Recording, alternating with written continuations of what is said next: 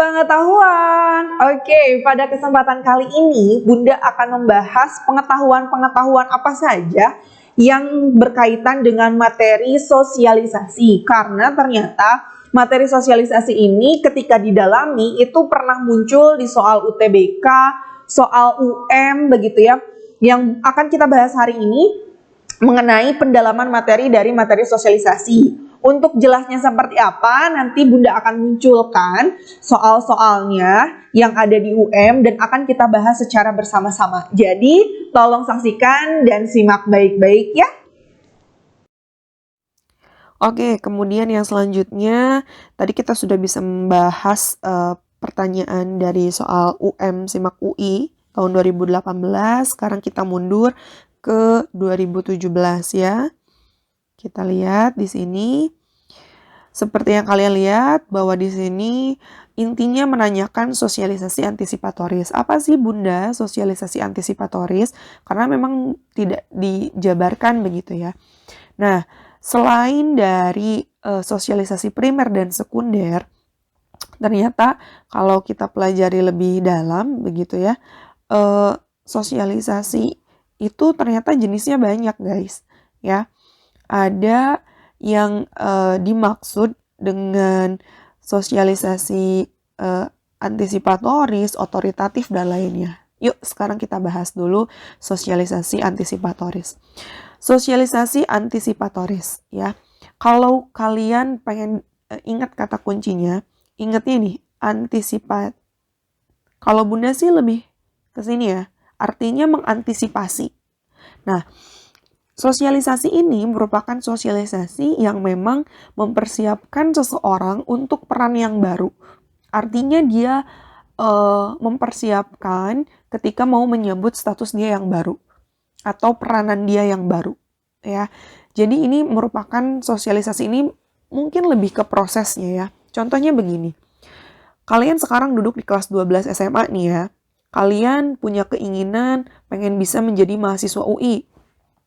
Yang bisa kalian lakukan sebagai bentuk sosialisasi antisipatorisnya yaitu drilling soal, TO, pemantapan, ya, talent mapping mungkin, ya. Ini adalah salah satu bentuk kalian mempersiapkan peran baru kalian. Kalian mau menyambut sebagai mahasiswa UI, berarti kalian mempersiapkan apa aja nih? Atau contohnya misalkan seseorang mau naik jabatan. Ya, dia membatasi pergaulannya dengan teman sederajatnya ya, karena dia mau mempersiapkan peran yang baru, diangkat menjadi diangkat menjadi seseorang yang lebih tinggi pangkatnya ya, begitu. Itu sosialisasi antisipatoris. Sampai situ difahami? Bunda tegaskan lagi, berarti kalau sosialisasi antisipatoris merupakan proses di mana seseorang individu itu mempersiapkan peran baru, ya. Kalau begitu, kita bisa menjawab soal yang tadi dong ya. Oke. Sebelum menduduki jabatan kepala sekolah, seorang calon kepala sekolah diwajibkan mengikuti pendidikan dan pelatihan mengenai kepemimpinan dan manajemen sekolah. Ini disebut sosialisasi antisipatoris. Betul? Betul. Sebab sosialisasi antisipatoris bertujuan mempersiapkan individu ketika mengalami perubahan status dan peran baru. Betul. Jadi kalau berdasarkan pembahasan yang sudah kita bahas tadi bersama-sama, antara pernyataan dengan sebab itu dua-duanya benar dan memiliki hubungan. Jadi jawabannya adalah yang A. Oke. Bisa difahami ya? Nah, guys, ternyata selain selain sosialisasi antisipatoris, itu juga bentuk sosialisasi itu ada yang disebut dengan sosialisasi langsung, tidak langsung, otoritatif, dan ekualitatif. Kita bahas yang sosialisasi langsung. Kalau sosialisasi langsung artinya memang sosialisasinya dilakukan secara face to face, tatap muka, ya, tanpa adanya perantara. Tetapi kalau sosialisasi tidak langsung, itu sosialisasi yang dilakukan melalui perantara. Misalkan orang tua menasehati kalian via telepon karena kalian menjadi anak rantau ketika nanti kuliah. Itu sosialisasinya tidak langsung karena melalui perantara.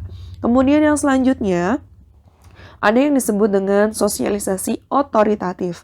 Artinya memang sosialisasi ini membebaskan kepada orang yang diberikan sosialisasinya untuk menerima atau menolak sosialisasi tersebut, ya. Jadi sosialisasinya itu dibebaskan, mau diterima syukur, mau menolak pun juga nggak jadi masalah, ya. Kemudian yang terakhir ada yang disebut dengan sosialisasi ekualitatif. Artinya kalau kalian lihat ada yang Bunda beri lingkaran equal, artinya sama, ya kan, kalau dalam bahasa Indonesia itu sama dengan, ya. Nah, artinya di sini ada persamaan kedudukan antara yang melakukan dengan yang menerima sosialisasi. Bisa kita bilang ini sederajat.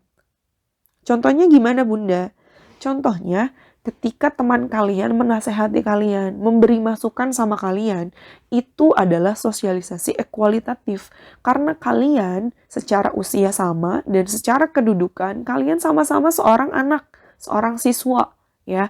Intinya, kalau di sosialisasi ekualitatif itu tidak ada yang lebih tinggi, ya. Kalian sama-sama, ya. Misalkan ekualitatif yang lainnya adalah ketika sosialisasi teman sebaya, peer group, begitu ya. Di dalam satu kelompok, kalian saling menasehati teman kalian satu sama lain. Itu adalah sosialisasi ekualitatif. Ya, sampai situ difahami.